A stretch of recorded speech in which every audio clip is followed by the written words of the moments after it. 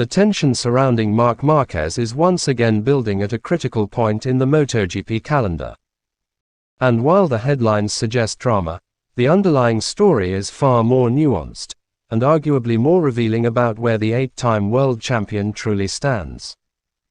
The crash during practice at the Circuit of the Americas did more than compromise a single weekend. It peeled back layers of a physical struggle Márquez has been carefully managing behind the scenes. While the immediate impact affected his right side, the consequences ran deeper, triggering a chain reaction in both confidence and consistency. From Friday through to Sunday, Márquez described a gradual deterioration, an unusual pattern for a rider known for building momentum across a race weekend. His admission that he felt like a different rider each day, worse every time, is particularly telling. For elite riders, performance typically sharpens with track time. Regression signals something fundamentally unresolved.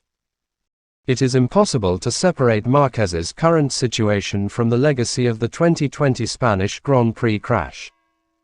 That accident fundamentally altered the trajectory of his career, particularly affecting his right arm, an area once again under strain in Austin.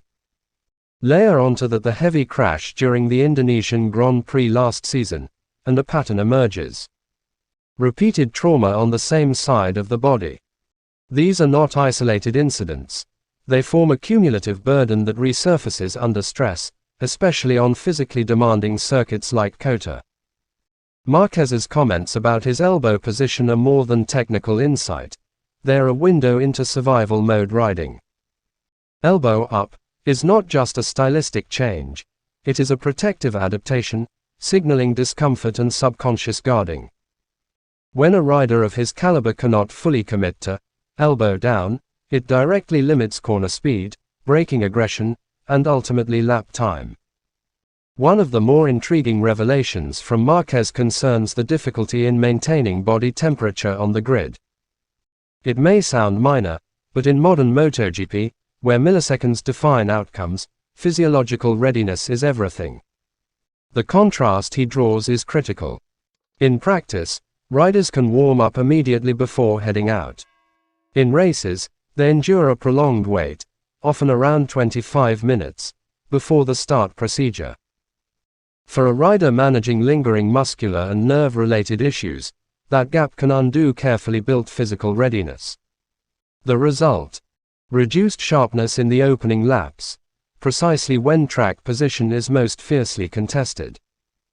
This helps explain why Márquez has occasionally looked vulnerable early in races despite showing flashes of competitiveness later on. As the championship heads into the weekend at Circuito de Jerez, the atmosphere in the paddock is undeniably tense.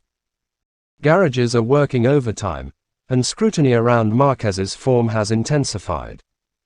Yet, in classic Márquez fashion, he refuses to hide behind circumstances.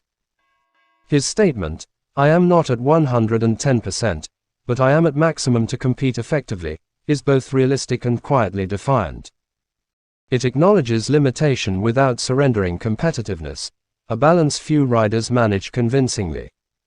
Perhaps the most important shift in Márquez's narrative is philosophical. This is no longer the rider who overwhelms the field through sheer physical dominance and risk-taking.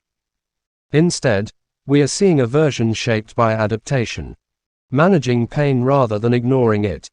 Adjusting riding style rather than forcing instinct. Targeting consistency instead of outright aggression. For MotoGP observers, this evolution raises a compelling question. Can Márquez reinvent himself into a title contender again? Not through peak physicality, but through experience and strategic intelligence. Heading into Jerez, 3 key indicators will define his trajectory. Friday baseline pace. If he starts strong, it signals genuine recovery rather than delayed decline. Elbow position in race conditions. A subtle but powerful visual cue of confidence versus protection. Opening laps performance. Whether he can mitigate the temperature issue and hold track position early. Márquez may no longer be operating at the mythical 110% he once embodied, but writing him off would be a mistake. In many ways.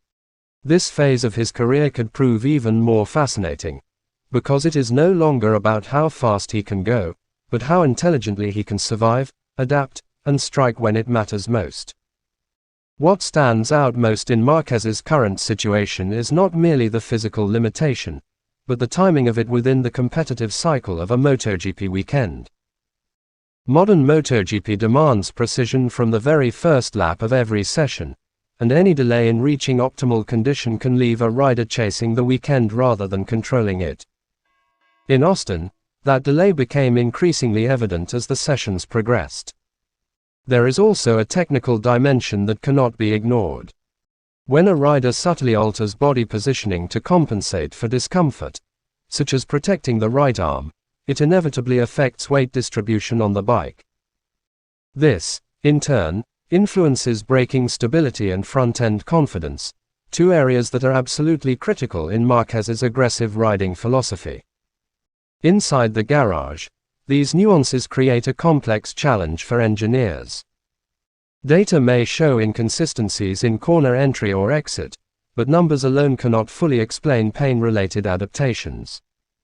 As a result, the team must interpret feedback that is not purely mechanical, but deeply physical and psychological at the same time. Another layer to consider is tire management. A rider who cannot fully load the front tire due to physical hesitation will struggle to extract maximum grip, particularly in the early laps. This compounds the issue Márquez described regarding temperature, creating a scenario where he is effectively racing with a deficit before settling into rhythm. From a competitive standpoint, rivals are acutely aware of these vulnerabilities. MotoGP is ruthless in this regard. Any sign of hesitation is quickly exploited. Riders will push harder in braking zones or force tighter lines, knowing that Márquez may be less inclined to engage in high-risk battles while managing his condition. Yet, it would be simplistic to interpret this as weakness alone. Márquez has historically demonstrated an extraordinary ability to recalibrate mid-weekend. Even when conditions are not ideal, he often finds alternative ways to remain competitive, whether through racecraft, late braking precision, or strategic overtakes. The psychological resilience required to operate under such constraints should not be underestimated. Competing at the highest level while consciously managing pain introduces a constant internal negotiation: how far to push, when to hold back, and where the limit truly lies on any given lap. Looking at the broader championship context, consistency may now hold greater value for Márquez than outright victories. In previous seasons, he could afford to dominate or crash trying. Now, accumulating points and maintaining presence near the front could be the smarter long-term approach.